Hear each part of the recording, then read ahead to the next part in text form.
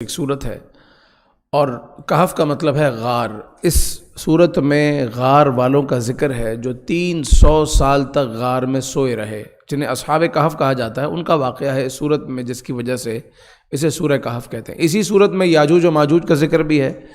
اسی صورت میں دیگر حضرت موسیٰ علیہ السلام اور خضر علیہ السلام کی ملاقات کا ذکر بھی ہے، اور بھی اس کے علاوہ واقعات ہیں۔ لیکن آج جو ہم واقعہ سنیں گے وہ تفصیلی واقعہ، وہ اصحاب کہف کا واقعہ ہے۔ واقعے کا خلاصہ یہ ہے کہ حضرت عیسیٰ علیہ السلام کے وصال فرمانے کے بعد لوگ بت پرست ہو گئے اور اللہ رسول کو ماننے سے انکار کر دیا، اور بالکل ابتر حالت ہو گئی۔ پورے کے پورے شہر کے شہر کافر ہو گئے۔ ان پر ایک کافر اور جابر بادشاہ بھی مسلط ہو گیا جس کا نام تھا دقیانوس۔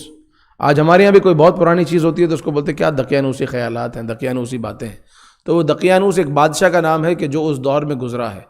دقیانوس ایسا ظالم تھا کہ کسی کے بارے میں بھی سنتا کہ یہ اللہ اور اس کے رسول کے ماننے والا ہے تو اس کو قتل کر دیتا۔ ایسے میں کچھ افراد ایسے تھے کہ جو اللہ کو اور حضرت عیسیٰ علیہ السلام کے ماننے والے تھے، اور وہ لوگ تھے کہ جو معزز گھرانے کے تھے، پیسے والے لوگ تھے، بادشاہی خاندان سے تھے۔ اپنے دین کی حفاظت کے لیے اور اپنا ایمان بچانے کے لیے وہ محل سے نکلے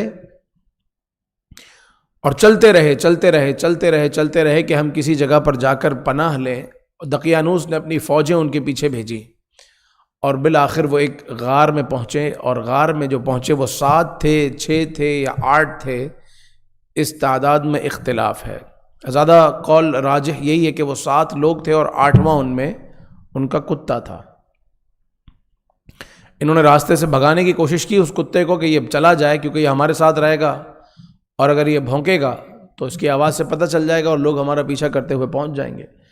لیکن وہ کتا بڑا فرما بردار تھا، وہ کہیں نہیں گیا، وہ ان کے ساتھ رہا۔ اللہ تعالیٰ نے اس کتے کا بھی ذکر قرآن میں فرمایا، اور وہ کتا ہے جو جنتی کتا ہے جس کا نام قطمیر ہے۔ بہرحال جب یہ غار میں پہنچے اور دقیانوس کی فوج کو پتہ چلا کہ غار میں یہ افراد پہنچ چکے ہیں، تو اس نے اپنی فوج کو حکم دیا کہ اسی غار کے منہ پر ایک دیوار کھڑی کر دو، اور یہی ان کا قبرستان ہو جائے گا۔ اندر ہی پڑے رہیں، اندر ہی مر جائیں، اندر ہی گل جائیں، اور یہی ان کی قبر ہو جائے اور لوگوں کے لیے عبرت ہو جائے۔ لیکن اللہ تعالیٰ کو تو کچھ اور ہی منظور تھا۔ تو جس شخص کو حکم دیا دیوار بنانے کا وہ نیک آدمی تھا، یا اس کے دل میں اللہ والوں کے لیے کچھ ایک نرم گوشہ تھا۔ اس نے کیا کیا کہ ایک تختی پر ان اصحاب کہف کے 7 نام لکھے، اس کتے کا بھی ذکر کیا، اور تاریخ بھی لکھی، اور پورا واقعہ لکھا کہ یہ لوگ اپنا ایمان بچانے کے لیے اس غار میں پہنچے ہیں، اور دقیانوس کے حکم سے یہ دیوار بنائی جا رہی ہے، اور یہاں یہ تختی ہم دفن کر رہے ہیں۔ اور اسی کا ایک نسخہ انہوں نے جو شاہی دستاویزات جہاں رکھی جاتی ہیں وہاں پر ڈاکومنٹس میں رکھ دیا۔ یہ لوگ یہ سمجھے کہ ایمان والے ختم ہو گئے، اندر ہی ختم ہو گئے۔ اللہ تعالیٰ کو منظور کچھ اور تھا۔ وقت گزرتا رہا۔ دقیانوس آخر کار 40-50 سال بعد اس نے مرنا تھا، وہ مرا، اس کے بعد دوسرے بادشاہ آئے، پھر اور بادشاہ آئے، یہاں تک کہ 309 سال گزر گئے۔ بعض روایات میں 300، قرآن پاک میں 309 کا ذکر میں نے پڑھا ہے، تو 309 سال یا اس سے کچھ زیادہ یا اس سے کچھ کم، یہ عرصہ گزر گیا۔ اور اس کے بعد ایک ایسا شخص بادشاہ بنا جو اللہ والا تھا، نیک آدمی تھا۔ بعد میں لوگ حضرت عیسیٰ علیہ السلام کے ماننے والے بن گئے، اللہ تعالیٰ کو ماننے والے ہو گئے۔ لیکن اس زمانے میں ایک فتنہ اٹھا اور لوگ فرقوں میں بٹنے لگے، اور وہ فتنہ یہ تھا کہ لوگوں نے مرنے کے بعد دوبارہ اٹھنے کا انکار کر دیا تھا۔ تو بادشاہ کو بڑی فکر ہوئی کہ لوگوں کا میں ایمان سلامت کیسے رکھوں۔ تو بادشاہ نے کمرہ بند کیا اور رب کے حضور حاضر ہوا، اور ایک طویل سجدہ کیا، اور اللہ کی بارگاہ میں دعا کی کہ مولا کوئی ایسی نشانی دکھا کہ میری قوم اور یہ لوگ مرنے کے بعد دوبارہ اٹھنے کا اقرار کر لیں اور مان لیں۔ یہاں اس نے دعا کی، وہاں اللہ تبارک و تعالی نے ان اصحاب کہف کو 309 برس کے بعد دوبارہ زندگی عطا فرمائی، اور وہ اپنی نیند سے بیدار ہوئے۔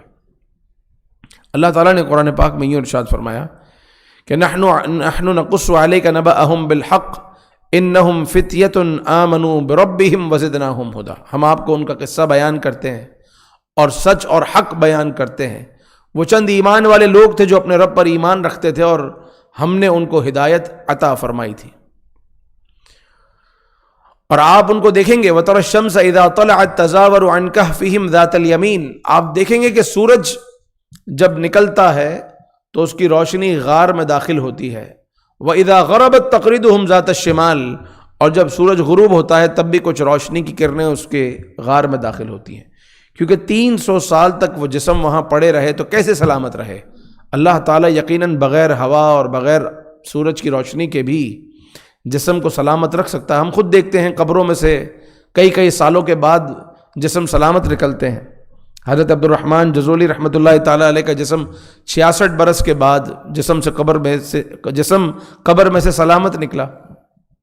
تو اللہ تعالیٰ نے فرمایا کہ تم دیکھو گے، لیکن یہ لوگ مرے نہیں تھے، یہ زندہ تھے، یہ زندہ تھے اور یہ سوئے ہوئے تھے، اور یہ کروٹیں بھی بدلتے تھے۔ بندہ نیند میں کروٹیں بدلتا ہے، یہی ذکر ہے کہ عن کہفہم ذات الیمین واذا غربت تقرضہم ذات الشمال، تو یہ یمین و شمال کی کروٹیں بدلتے تھے، صبح و شام ان کی کروٹیں بھی بدلتی تھی اور ان کو روشنی بھی پہنچتی تھی، ہوا بھی پہنچتی تھی۔ ذالک من آیات اللہ، یہ اللہ کی نشانیاں ہیں